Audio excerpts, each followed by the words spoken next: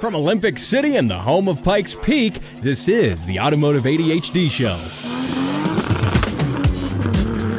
And welcome into another fine edition of the Automotive ADHD podcast. I'm Matt West, hanging out with you on a beautiful, dare I say, well, rainy and cold. I don't know. I think the rain is fun. No, it is a little bit chillier of a day here in the shadow of Pikes Peak. Overcast, even some snow coming down. It's Halloween. Nice, spooky kind of ambiance to the day. Good day to be inside, working on the car, maybe in the garage, doing whatever, getting some stuff done. I've been getting a lot of things done on the car as well. But we've got a lot of great things to talk about today. There is a new cannonball record, but it's not the one you think. Also, I'm going to talk about Toyota and some of their executives. They have some thoughts on EVs, but also namely going into the $12,000 credit for EVs that may be signed off by the U.S. government soon. We'll see about that. Also, the new Corvette.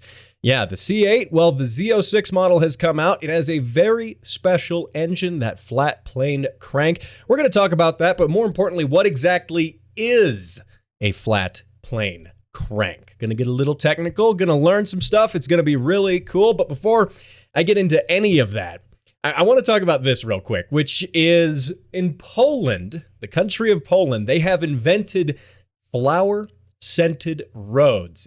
Yes, because I've always wanted roads to smell different than they do now. Well, they've invented a new type of asphalt that contains scented oils and chemicals that in theory make the roads smell better, and especially while they're being built. They want road workers to not be smelling asphalt and, you know, that kind of tarry smell that it has. No, they would like them to be smelling flowers, which, you know what? Hey, that is fine. I've just, you know, even after the road is built, I've never been like, you know, I really wish my roads smelled different. Yeah, I've never thought about that. Now, it gave me an idea, though. I mean, what are some other creative things that we could make the roads smell like? I mean, there's good stuff. We could make them smell like beer.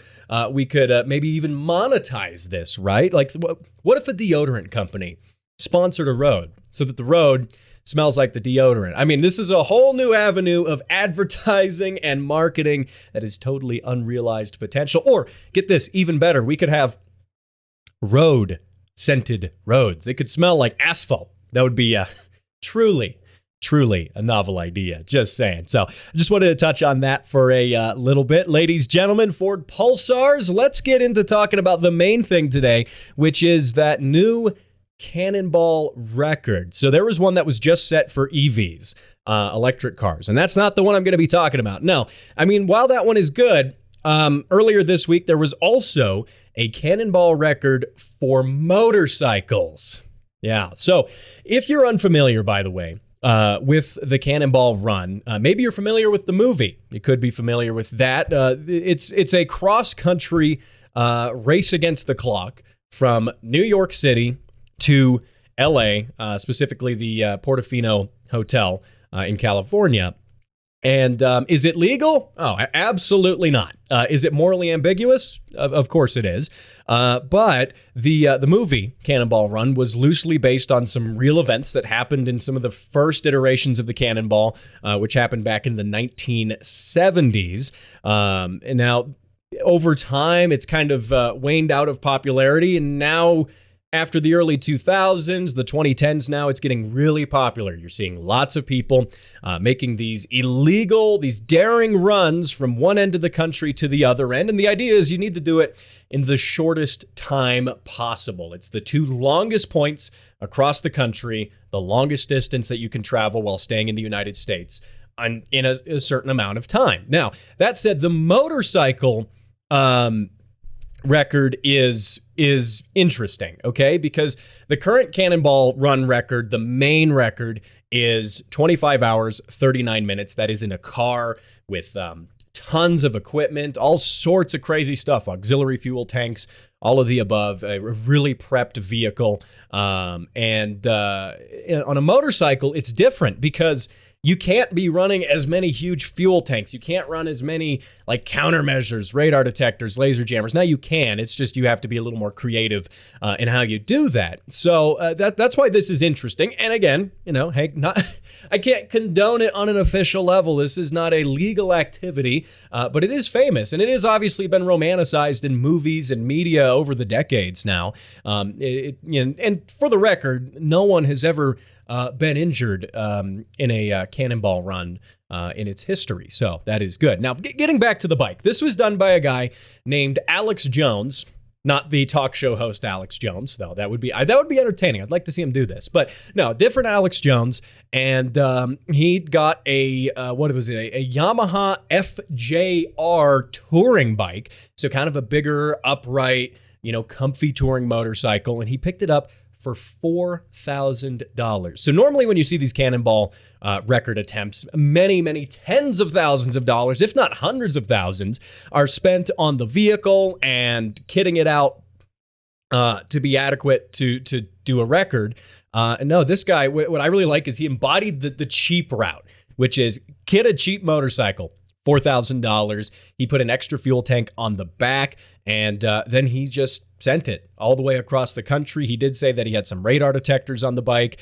And this is one thing to me that is just crazy, doing it on a motorcycle. I mean, look, I get it. This is a car show, but we need to take a moment, to embrace our motoring brethren who were, they were born with 2 less wheels than the rest of us. But hey, we still love them all the same. And to me, it is just wild to think of doing this on a motorcycle. I have some experience riding motorcycles, and after like 5 or 6 hours, I am starting to get stiff. My legs are hurting. My back is hurting. Probably doesn't help that I've rode mostly sport bikes. It's not intended for that. But even then, I mean, riding a touring motorcycle, the longest I've rode on one of those was about 10 hours. And that's still a tough ride. Now, Alex Jones, did this run in 32 hours, 52 minutes. Which is a record for the motorcycle, division of this. It's not officiated by any sanctioning body. So, I mean, it's individuals going out, verifying these runs with GPS. There's no real officiation here, but he has done it, as we know, the fastest of any motorcycle rider. And that was a total, by the way, of 2,788 miles, 32 hours non-stop, only stopping occasionally for fuel. And that is it. And apparently he consumed a significant quantity of caffeine pills on the way. Maybe not the most healthy thing, but hey, he got the record. He said he did it. He's going to move on to some other things now, move on to some other ideas. Again, motorcycle riders are just crazy because, I mean, then especially for a cannonball here, right? So that you're doing it in the wind. Crosswinds are a really big deal when you're riding a motorcycle cross country. You're doing it in the rain, the cold, doing a run like this as well in going into fall. It's pretty cold in a lot of places, like, here in Colorado Springs. I mean, it's like 35 degrees and kind of raining, kind of snowing right now. You got to be clinically insane to do this. Again, I do love that he was able to pull this off for very little money. Which is always kind of a win for the small guy trying to get into whether it's illegal, romanticized giant cross-country race or just actual, official motorsports. It's always a win for the little guy to be able to do something, do it well, do it on the cheap, and guess what? Be faster than all the guys who spent a ton of money doing it in the process. There's always something cool about that to me. Now, would I do this on a motorcycle? No, I don't think so. I don't think so. I do love bikes. I do love riding them. It is fun traveling cross country. The great thing about bikes is they are cheap. You can go forever on just a little bit of fuel. They just sip on that fuel. So that is good. Could I imagine doing this, sustaining speeds of like 120 miles an hour cross country?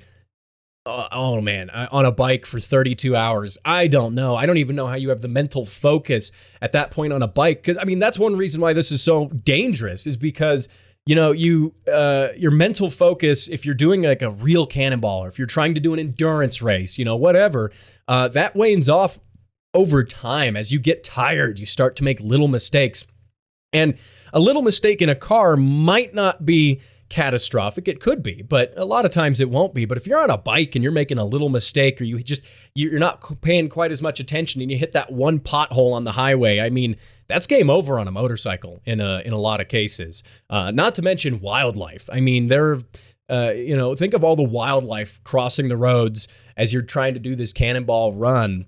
And, you smack a deer at 100 miles an hour in a car, you're having a really bad day. You smack a deer at 30 miles an hour on a motorcycle, and you might not have any more days after that, not to mention at 100 miles an hour. So, yeah, really dangerous, really crazy. But all the same, it is an interesting record. It is an interesting part of American culture. I mean, this is cannonball runs, again, are becoming a little more part of the car culture as a whole now. More and more people are doing record attempts than ever before. It was kind of a dead period after the 70s to the 2000s. And then it kind of became popular again. And you could probably thank folks like Ed Bolian and his YouTube channel for popularizing it a little bit. But yeah, interesting stuff. Totally terrifying, by the way. Totally terrifying. I don't know if I would do it. I don't know if I would. Maybe not on a bike. That's a tough proposition. So good on Mr. Alex Jones here. He did it. He survived. He claims the record for it, and hopefully all goes well going forward. I would hate to see, the whole goal, like with cannonball runs, they say, well, no one's ever been hurt doing these. Yeah, they're illegal. Yeah, they're kind of morally on the sketchy side of the line. But no one's been hurt. I mean, I wonder, too, if in the future, as more people are attempting to do these cannonball runs, more and more and more, and then it becomes a thing, and then it becomes not this cool little underground car scene movement, and maybe someone does get hurt, that could be really bad for the whole thing in general. So I do wonder about that going forward. But anyway, I got more to talk about coming up, lots more. We're going to be talking about flat plane cranks, the new Corvette Z06, also why Toyota doesn't think everyone should buy EVs. It's going to be pretty good. We'll be back after the break. And now for how things work with an engineer. Transmissions. Shift. And that was how things work with an engineer. For more of how things work, go to patreon.com/throttlewarrior.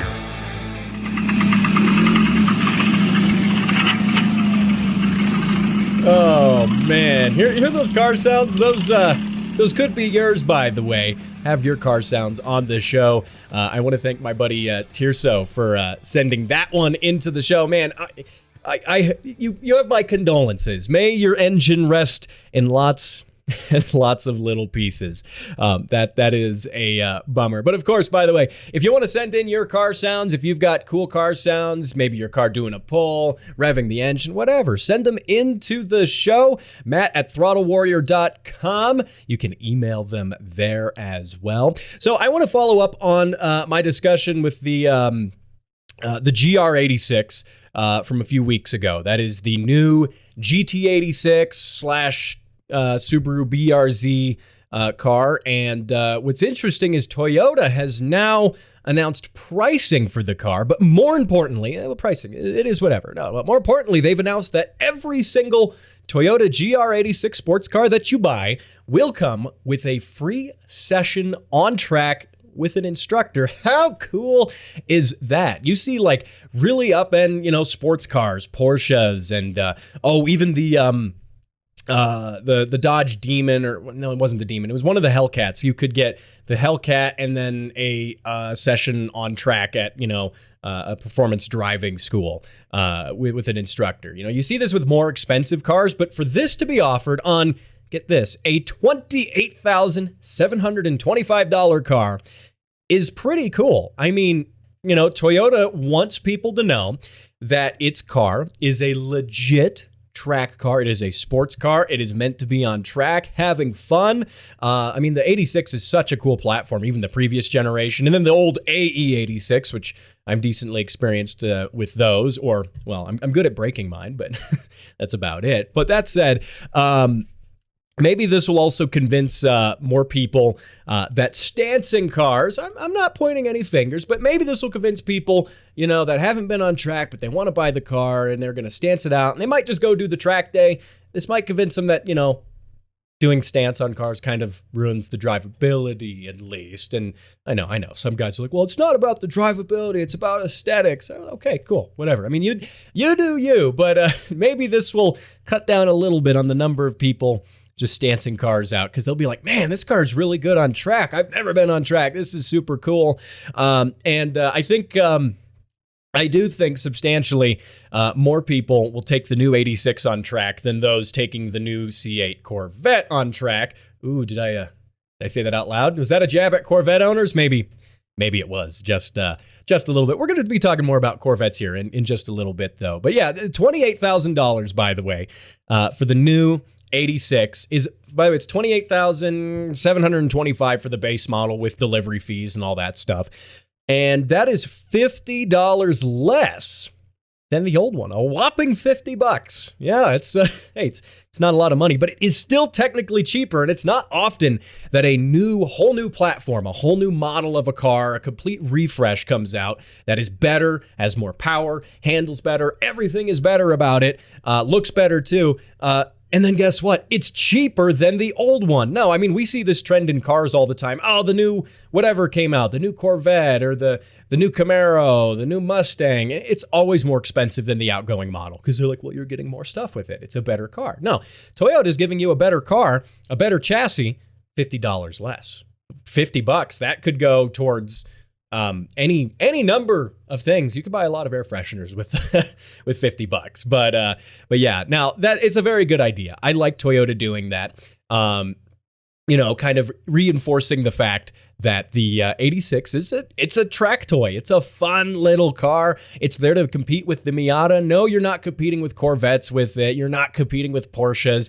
You might actually be competing for their times on the track, depending on the track. If it's a narrow, small enough, technical enough track, you'd be surprised that little 200 horsepower car will hold its own there. But no, for the most part, you're not competing in that. You're not competing power wise with it. You're not competing price wise with those cars either. But I mean, $28,000. I think you're going to have more fun in a brand new 86 than you would in something like a new Corvette. That's it's just my 2 cents there. Not saying the Corvette's a bad car, but gosh, those 86s are cool. I love the old model. I can't wait to get behind and drive the new one.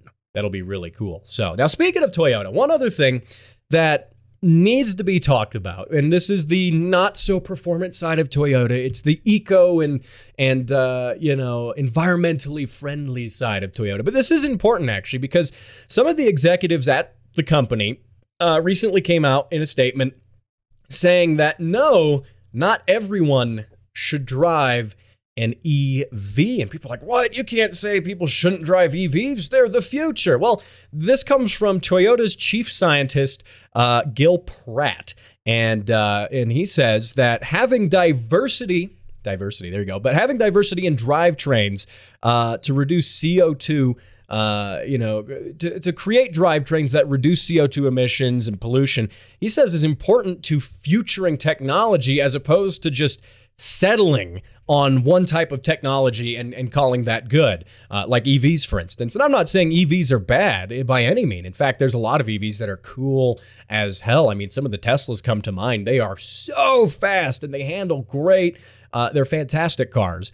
But Gil Pratt's point here is that, while those are good, settling on those as a means to combat pollution may not be good, because other drivetrains, certain hybrids and alternative fuels might actually have lower carbon footprints than even electric cars can. And people are like, well, electric cars, there's no emissions from them at all. Well, obviously not from the car itself while it's operating. But you have the emissions from the power that's generated to charge the cars. A lot of electric cars exist in a world where in areas and regions that aren't solar powered, they're still using coal-fired power plants. That's still pollution. Even solar powered vehicles or solar power grids that you're then charging the Tesla from, even those, you got to make the solar panels. And a lot of the stuff they use in those isn't the best thing in the world.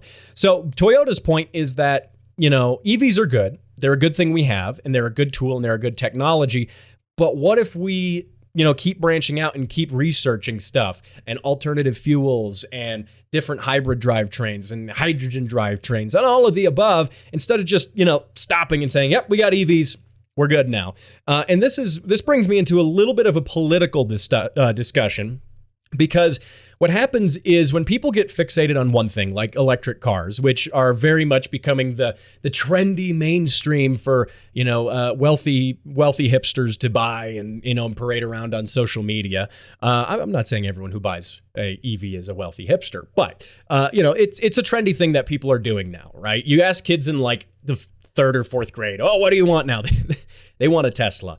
When I was at that age, I was obsessed with Corvettes, if you could believe that, even though I talk crap on them now. But that said, what happens is, people get fixated on a certain technology, and then, manufacturers start only making those technologies and not researching other things because that's profitable. That's what's trendy right now. That's what sells. Companies are in the business of making money. Now, this does tie into and what Toyota said as well is political, because it ties into an upcoming infrastructure bill that Joe Biden is likely to sign here soon, which would be a $12,500 credit towards purchasing EVs, with a little asterisk that are, little subtext there, that are, quote, union made. Now, that is up from the current $7,500 credit for EVs that currently stands. Now, the administration and the government's idea is, let's give people a credit towards EVs so more people buy EVs, and this is good and green, and it's good for the environment. But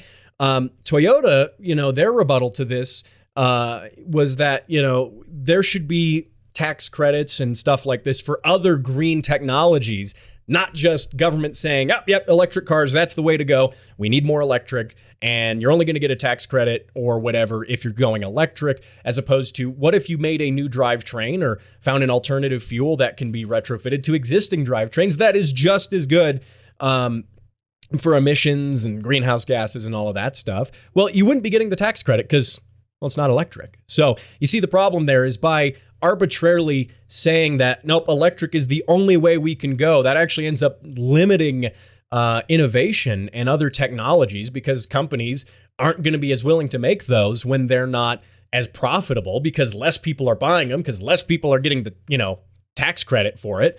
And as a result, again, companies at the end of the day are in business to make money. And so, I mean, now here's the thing too with, green cars. Does it not make more sense to put funding into alternative fuels, like I said, that could retrofit to, existing machines that have less emissions or are friendlier to the environment to produce, right? Because I'm not a big eco fanatic, but this is something that I think is important as a car enthusiast and as someone who likes cars and likes combustion engines and likes burnouts and drifting and all this cool stuff. This is important because, these governments ultimately, around the world are making these rules and are, in this way, for instance, with this infrastructure bill, in some ways limiting the actual development of other alternative fuels that could be better. If you have an alternative fuel that can be cheaply retrofitted onto existing cars, is it not more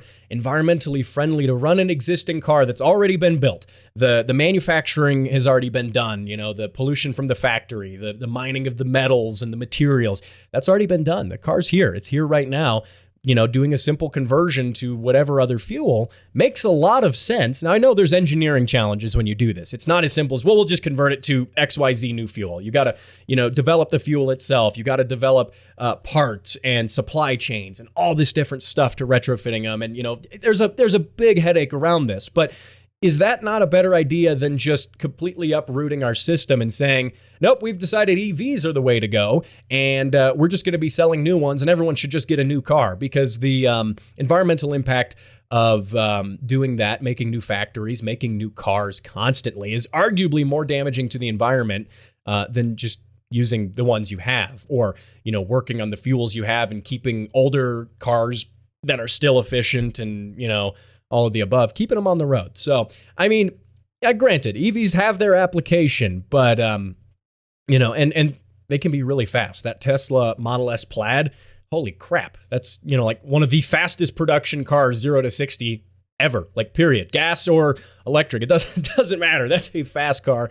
As a car enthusiast, even though it doesn't have a throbbing big V8 in it, going fast as hell with that kind of car, that's appealing to me. That's cool. That is cool. I do think you lose some engagement with electric cars, but that's a whole nother topic there. So anyway, off to less green topics. Speaking of those big throbbing V8s, let's talk about flat plane cranks. This is cool. We're going to get into this in the next segment. So this is going to be coming up. Of course, Chevy's got the new Corvette. They got a new engine, the flat plane crank. Maybe you know what that is. Maybe you don't. We're going to be talking about it right after this.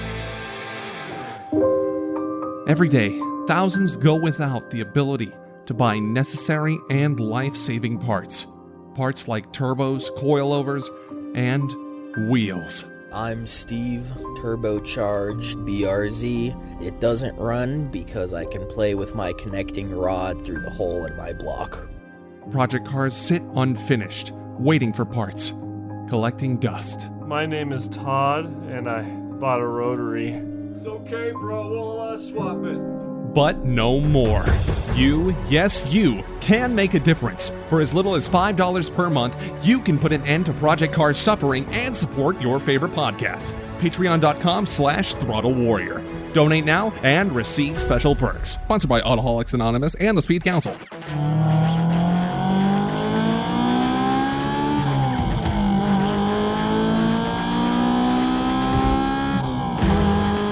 All right, and we are rocking it for the third half of the show. I got a lot of great things to talk about here. Of course, want to thank you for joining me on the Automotive ADHD podcast. Of course, find this podcast wherever fine podcasts and, this one are downloaded. One thing I want to get into before I talk about the new Corvette. Did you see this? There is a guy in France who created a fantastic invention. This is a tool that he has invented to train drivers to use their turn signals more often. Yeah.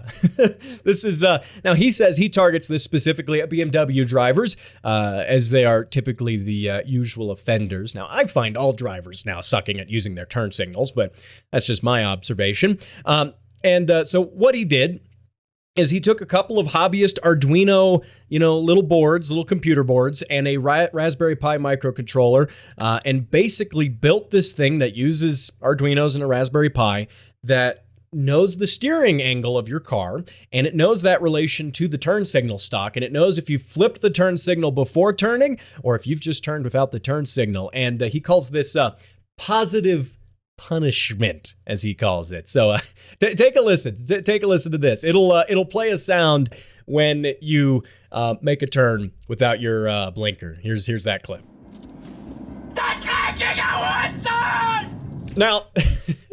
Now, the cool thing is this system is applicable to all cars. It can be retrofitted to your car with anything as simple as a piece of duct tape. Very simple, toolless installation.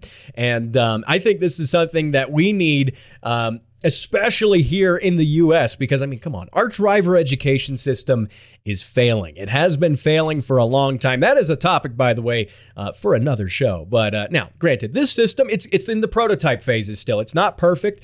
It triggers sometimes going through roundabouts, as well as just during low-speed parking maneuvers.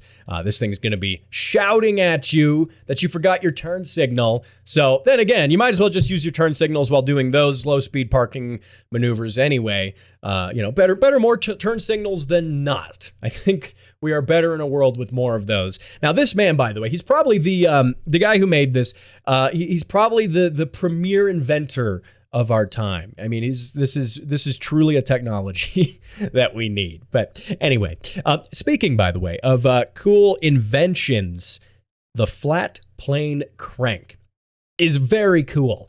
And you might have heard the news that the new Corvette Z06 was announced earlier this week. It wasn't a surprise. Anyone in the car scene kind of knew this was coming. And sure, it wasn't a surprise, but it's still cool that it happened. And the Corvette Z06 always has a little bit of it's an upgrade to the regular standard trim Corvette. Now, last year we had the Corvette C8 come out, the first mid-engine Corvette ever to be, mass produced. And what's different though, the C8 Corvette, yeah, it's mid-engine, but what's different about the Z06 is that it has a completely different engine from the standard C8. It's a V8, of course, and it makes 670 horsepower, 460 pound-feet of torque with 5.5 liters, and you're like, oh, it's got to be turbocharged, supercharged at the very least. No.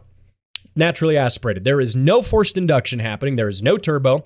There is no supercharger. It's doing that with good old-fashioned naturally aspirated power, and that is the highest output of any production naturally aspirated V8 ever made in the American market. So that's really cool. It's, of course, been widely anticipated. But importantly, what's different about this engine and why it's able to reach some of those high power numbers is because it uses a piece of technology, a variation of the crankshaft known as a flat plane crank. So what exactly is a flat plane crank? Well, to understand that, we have to break down what the traditional crankshaft layout for a V8 is, which is, it's called a cross plane crank. So you have cross plane crank and you have a flat plane crank.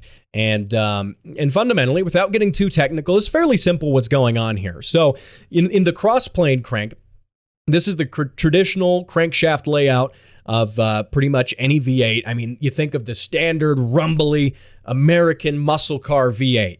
That's a cross-plane crank. And you can tell this, too, when you look at the actual, like if you were to look at the crankshaft outside of the engine. Now, it's a quick refresher. Obviously the crankshaft is what the connecting rods, and by extension, the pistons are ultimately connected to. It's swinging those rods and then the pistons around in the engine.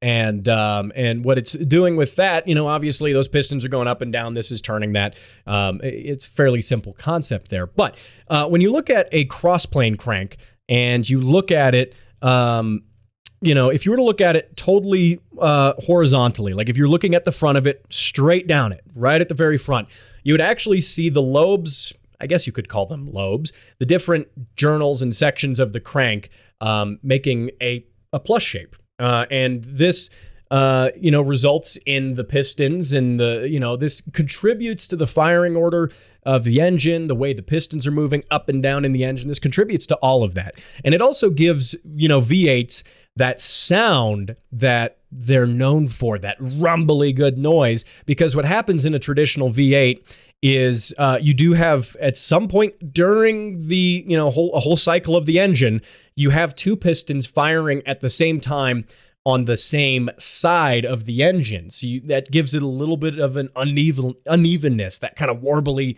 cool sound that it, quite frankly, I mean, it's American, it's Americana, it's muscle cars, that sound.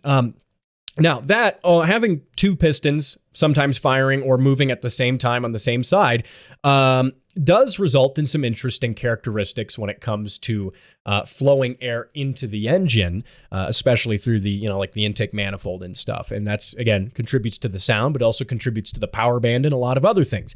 Where this differs with the flat plane crank, it has the sections of the crankshaft that the connecting rods connect to. Again, I'm going to call them just lobes for the lack of a better term, not like a cam lobe. But what it does, the flat plane crank has everything in a line. They're going a straight line. There's no cross shape to them. There's no unevenness. You got one's on one side, one's basically going to the other side. And what this means, it's challenging to explain this in an audio-only format, but I think you'll get the idea. But even if you don't, the sound of it is so distinct and different. The way this engine works, you have an even firing of all the cylinders on each side of the engine. One going up, the other one's going down on the other side. It's balanced. And that means that it can have even air pulses going through the intake manifold, even distribution of that air being sucked into the engine. And this makes an interesting power band when the actual engine, comes onto its peak power, its peak torque, its peak horsepower. But again, getting back to the sound of this, it's so cool. When you think of like a Ferrari V8, if you've ever heard a Ferrari V8 just screaming really high RPM, that's a flat plane crank. And the Corvette switching to this is a really good idea because, one thing that the flat plane crank does is it has less counterweights to keep the crank balanced, meaning there's less rotational mass, so there's less inertia to overcome when those pistons are moving, meaning the engine will rev faster. It will have a higher red line as well. You have, again, less rotating parts, less rotating weight to create inertia and force, so you can have a higher red line without the thing just grenading itself. So that's cool. And why this is important for something like the Corvette is because it's a sports car. And if, for one, Chevy's wanting to compete and take a little bit of the pie away from Porsche and Ferrari, well, this is one way to do it. The Europeans have always scoffed at American engines because they're old school. They use, cross-plane cranks. They're unruly. They're, which is kind of the charm of them as well. But no, GM's going for that kind of sophisticated Ferrari demographic now. You want a fast car, but it's going to be high performing, high revving, really fun. That's good stuff. Those are all good things. Now, here's a quick clip of what the flat plane crank sounds like in the Corvette, and you'll hear it again if you've ever heard a V8 Ferrari. I mean, kind of sounds like the same thing. Give this a listen. Yeah, so we don't have the best sounds of the Corvette yet. That's just from some of GM's promotional materials. Now, if you really want to get a feel for what flat plane crank engines sound like in comparison, the Shelby GT350 from a few years ago also was notable for using a flat plane crank V8. So GM's not the first doing this. Anyone who says, yeah, they're the first American manufacturer to do this doesn't. No, they don't know, but it's the GT350. Here's a sound from a video of one running on the Nürburgring. And I mean, the RPMs, I'm a sucker for RPMs, by the way. I love high revving engines, and having a V8, having lots of cylinders and high revving, that's cool. That's cool. Give this a listen.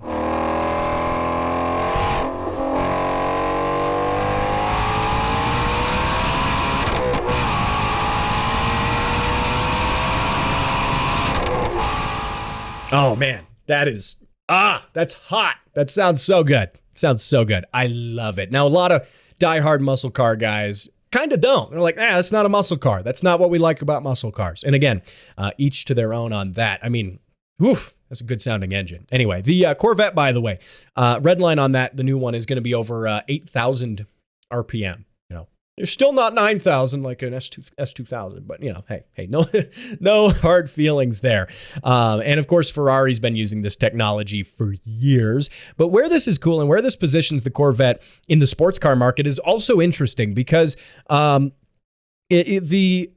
comparable mid-engine now that the Corvette's mid-engine, it's not front engine anymore, it's now going to be competing with stuff like Ferraris. And the closest Ferrari, like say the Ferrari 488, with a V8, that MSRP's at about $330,000, and that's the starting price. Of course, no one's actually buying one for that price. I mean, that's before anyone does options and all that stuff and delivery. I mean, you're talking $400,000 if you're wanting to buy a new one. And I can pretty much guarantee they didn't release pricing yet, but the new Corvette will probably price over $100,000, even past Z06s with options. All the options ticked off would be over $100,000. But by no means is it going to be probably more than $150,000. And that's less than basically half. More than half of the cost of the comparable Ferrari 488. So, and then that obviously leaves you competing with Porsches too. Some of the lower end Porsches, brand new, are coming in at that $100,000 and some price. But what's that get you? Like a Boxster? Great car, but not a V8, not a high revving V8 at that, not 670 horsepower. It will truly be the best supercar bargain. The Corvette has departed from just being a cool muscle car to genuinely playing in the same realm as supercars and really fast, really expensive, really exotic cars. All it doesn't have is the provenance and branding behind like Ferrari and Lamborghini, I mean, sure, Corvette enthusiasts like the history of the Corvette. It's got a long, long history, but for someone who's buying a car for image and for the provenance of the brand, that's still something Corvette doesn't have, which I also think that's kind of a silly reason to buy cars for, like the brand. regardless of how good the car is. No, it's just the brand. That's a topic for another day, though. So it'll be curious to see. I'm sure there's going to be lots of YouTubers out and about once they get these C8 Corvettes. There's going to be lots of press on them. You're going to see tons of them doing tons of different things. It's definitely going to be, I'm sure Ferrari is probably looking at that and probably knowing they're going to lose some sales to it. Then again, they're Ferrari and they're stuck up and they don't care because, again, they're Ferrari. So, hey, what can you do? What can you do? My money is still, by the way, on the new GR86. Screw the mid-engine Corvette. I like the new GR86. It's also like $28,000. And then, get a used one, even cheaper. Go hit it. Go send it around the track. Who cares? It's a fun car. That is my opinion right there. Either way, I want to thank you for joining me on this fine edition of the show. The podcast, by the way, comes out every single Sunday now, so be sure to subscribe on whatever podcast platform you use, on Spotify, Apple, Google, all of the above, wherever fine podcasts in this one are downloaded. And of course, you can check out all things Throttle Warrior at throttlewarrior.com. Email your car sounds into matt@throttlewarrior.com. And I will see you next time on another edition of the show when I use a bulletproof Aston to save the Queen. See you then.